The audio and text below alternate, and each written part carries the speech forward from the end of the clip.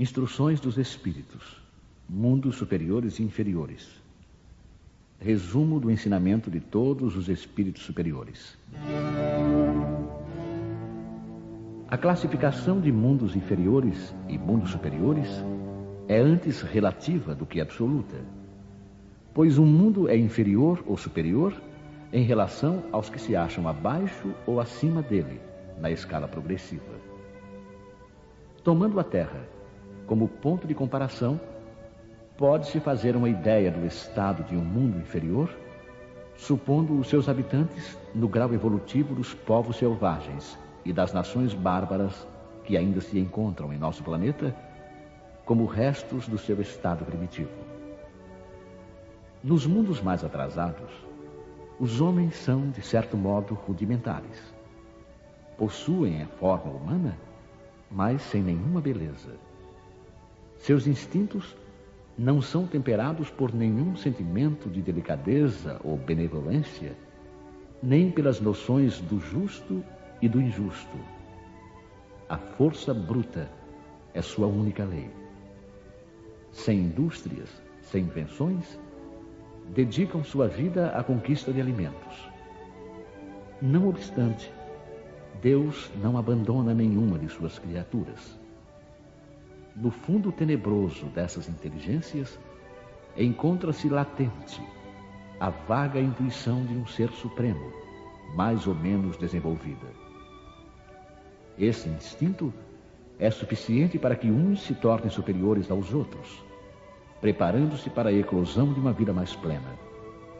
Porque eles não são criaturas degradadas, mas crianças que crescem. Entre esses graus inferiores e mais elevados, há inumeráveis degraus. E entre os espíritos puros, desmaterializados e resplandecentes de glória, é difícil reconhecer os que animaram os seres primitivos.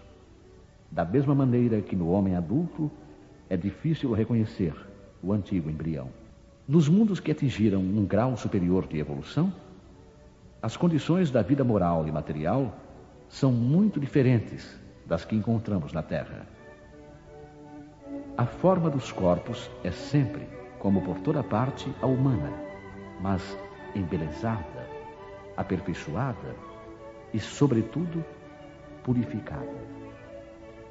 O corpo nada tem da materialidade terrena e não está, por isso mesmo, sujeito às necessidades, às doenças e às deteriorações decorrentes do predomínio da matéria. Os sentidos, mais sutis, têm percepções que a grosseria dos nossos órgãos sufoca.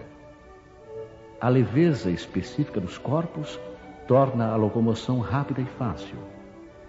Ao invés de se arrastarem penosamente sobre o solo, eles deslizam, por assim dizer, pela superfície ou pelo ar, pelo esforço apenas da vontade, à maneira das representações de anjos ou dos manes dos antigos nos campos elíseos. Os homens conservam à vontade os traços de suas existências passadas e aparecem aos amigos em suas formas conhecidas, mas iluminadas por uma luz divina, transfiguradas pelas impressões interiores que são sempre elevadas. Ao invés de rostos pálidos, arruinados pelos sofrimentos e as paixões, a inteligência e a vida esplendem com esse brilho que os pintores traduziram pela auréola dos santos. A pouca resistência que a matéria oferece aos espíritos já bastante adiantados facilita o desenvolvimento dos corpos e abrevia ou quase anula o período de infância. A vida, isenta de cuidados e angústias, é proporcionalmente muito mais longa que a da Terra. Em princípio, a longevidade é proporcional ao grau de adiantamento dos mundos. A morte não tem nenhum dos horrores da decomposição e, longe de ser um motivo de pavor, é considerada como uma transformação feliz, pois não existem dúvidas quanto ao futuro. Durante a vida, não estando a alma encerrada numa matéria compacta, irradia e goza de uma lucidez que a deixa num estado quase permanente de emancipação, permitindo a livre transmissão do pensamento.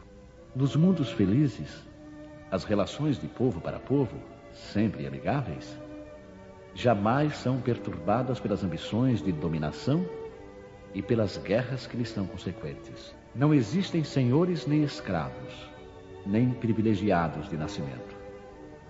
Só a superioridade moral e intelectual determina as diferentes condições e confere a supremacia. A autoridade é sempre respeitada, porque decorre unicamente do mérito e se exerce sempre com justiça. O homem não procura elevar-se sobre o seu semelhante, mas sobre si mesmo, aperfeiçoando-se. Seu objetivo é atingir a classe dos espíritos puros. E esse desejo incessante não constitui um tormento, mas uma nobre ambição que o faz estudar com ardor para os igualar. Todos os sentimentos ternos e elevados da natureza humana apresentam-se engrandecidos e purificados. Os ódios, as mesquinharias do ciúme, as baixas cobiças da inveja são ali desconhecidos. Um sentimento de amor e fraternidade une a todos os homens, e os mais fortes ajudam os mais fracos. Suas posses são correspondentes às possibilidades de aquisição de suas inteligências. Mas ninguém sofre a falta do necessário, porque ninguém ali se encontra em expiação. Em uma palavra, o mal não existe. No vosso mundo, tendes necessidade do mal para sentir o bem, da noite para admirar a luz, da doença para apreciar a saúde. Lá, esses contrastes não são necessários. A eterna luz, a eterna bondade, a paz eterna da alma proporcionam uma alegria eterna que nem as angústias da vida material, nem os contatos dos maus que ali não têm acesso, poderiam perturbar. Eis o que o espírito humano só dificilmente compreende. Ele foi engenhoso para pintar os tormentos do inferno, mas jamais pôde representar as alegrias do céu. E isso por quê? Porque, sendo inferior, só tem experimentado penas e misérias e não pode entrever as claridades celestes. Ele não pode falar daquilo que não conhece. Mas à medida que se eleva e se purifica, o seu horizonte se alarga e ele compreende o bem que está à sua frente, como compreendeu o mal que deixa para trás. Esses mundos afortunados, entretanto, não são mundos privilegiados, porque Deus não usa de parcialidade para nenhum de seus filhos. A todos concede os mesmos direitos e as mesmas facilidades para chegarem até lá. Fez que todos partissem do mesmo ponto e não dota a uns mais do que aos outros. Os primeiros lugares são acessíveis a todos. Cabe-lhes conquistá-los pelo trabalho, atingi-los o mais cedo possível ou abandonar-se durante séculos e séculos no meio da escória humana.